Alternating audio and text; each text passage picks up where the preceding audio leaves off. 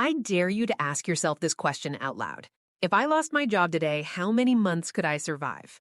You make $80,000 a year. You're in the top 40% of earners in America, and you still feel poor before the 15th of every month. Every single person I know who chased a six-figure salary ended up in the same graveyard.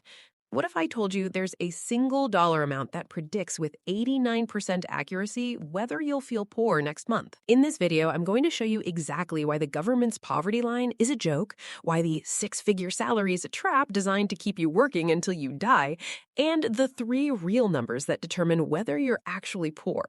By the end, you'll understand the financial system that wants you chasing the wrong target and exactly how to escape the broke but busy hamster wheel in years, not decades. And fair warning, if you're someone who believes just save 15% and wait 40 years is good advice, you're going to want to sit down for this one. Look, I'm not some guru who was born rich. I was the girl who put a $3,200 couch on a credit card with a 26% interest because I thought it would make my apartment look adult. I was the girl crying in her car after buying a $4,200 handbag because I thought it would make me feel like I had made it. I sat down in 2023, spread out my finances, and realized something terrifying. I had doubled my income and somehow halved my peace of mind. I was a Henry, high earner, not rich yet, and I was furious. That's when I stopped following normal financial advice and started treating my money like a business. I got out. And I'm pulling you out with me. Let's start with the first lie. The federal poverty line for 2026 is projected to be around $15,060 for an individual. That means the U.S. government looks at a person making $1,255 a month and says, congratulations, you are officially not poor. Now let me ask you something. Where in America, and I mean anywhere in America, can you live on $1,255 a month? Nowhere. The average studio apartment in 2026 is over $1,400 in 38 states. So by the government's own definition, a person paying rent is already in the negative before buying food, electricity, or a single bus ticket. So why does the government keep this number? Because it makes poverty look smaller than it is. It makes a problem seem solved. It's not a poverty line, it's a political line. And here's where it gets evil. The government uses that $15,060 number to decide who gets food stamps, who gets Medicaid, who gets housing assistance. So millions of Americans who are actually struggling are told, sorry, you're not poor enough for help, but also good luck. That's the trap. And most people never escape because they're too busy feeling ashamed, but they can't make it work on $80K. Now let's talk about the six-figure graveyard I mentioned earlier. The data from the Federal Reserve's 2025 Survey of Consumer Finance shows something fascinating. Above a certain income threshold, more money stops making you feel safer and actually starts making you feel more anxious. Why? Because of something called lifestyle creep, or as I call it, the look rich, die poor disease.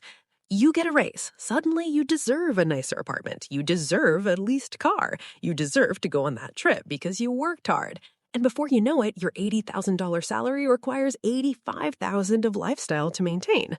Then you get a raise to $100K, and suddenly your lifestyle requires $110K. You're on a hamster wheel that's spinning faster every year. I've watched friends make $250,000 a year as dual income couples who still argue about the electric bill. I've watched lawyers making $180K have panic attacks about car repairs. They're not poor by income. They're poor by survivability. And that's the number nobody talks about. Here it is, the single dollar amount that predicts with 89% accuracy whether you'll feel poor next month.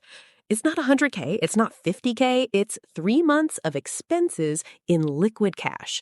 The Federal Reserve's report on the economic well-being of U.S. households found that people who have at least 3 months of liquid savings in a high liquidity account, meaning cash you can access in 24 hours, report feeling financially secure at dramatically higher rates than people with higher incomes but lower liquid savings. Let me say that again. A person making $60,000 a year with a $15,000 emergency fund feels more financially secure than a person making $150,000 a year with $42,000 in savings. Because the question isn't how much do you make, the question is how many months can you survive?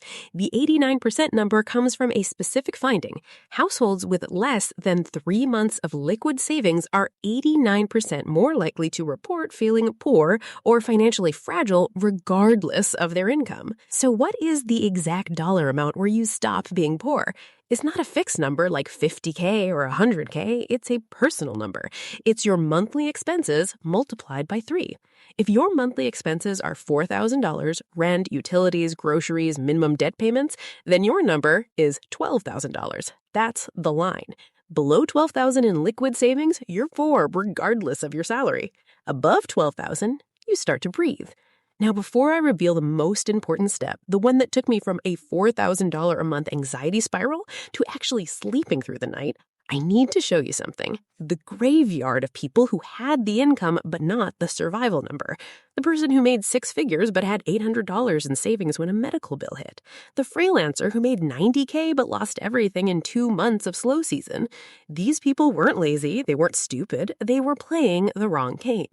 They were chasing a salary number instead of a survival number. But first, let me show you who profits from keeping you focused on your salary instead of your survival number. Because once you see the machinery, you'll never unsee it. Who profits when you chase a high salary but ignore your survival number? Banks. When you have less than 3 months of savings, you're one emergency away from credit card debt. And credit card interest is how banks make billions. They want you living paycheck to paycheck. That's when you're most profitable. Employers. When you have no savings, you can't quit, you can't negotiate, you can't take a risk. You're trapped, and your boss knows it. That's why companies love Henrys. High earners, not rich yet. You work harder because you're terrified. The consumer economy. Every ad, every influencer, every treat yourself meme is designed to drain your survival number.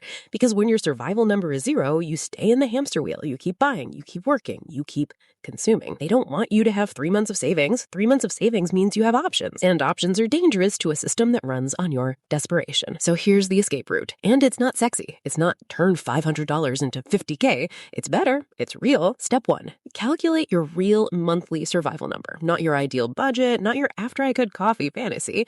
What do you actually spend to keep a roof over your head, food in your body, and your basic obligations met? Step 2. Multiply that number by 3.